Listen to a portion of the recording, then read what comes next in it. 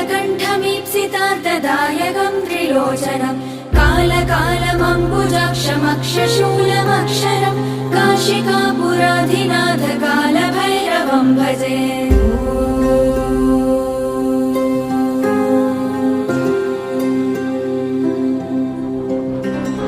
शूलटङ्कपाशदण्डपाणिमादिकारणं श्यामकायमादिदेवमक्षरं निरामयं भीमविक्रमं प्रभुं विचित्रताण्डवप्रियं काशिकापुराधिनाथ कालभैरवं भजे।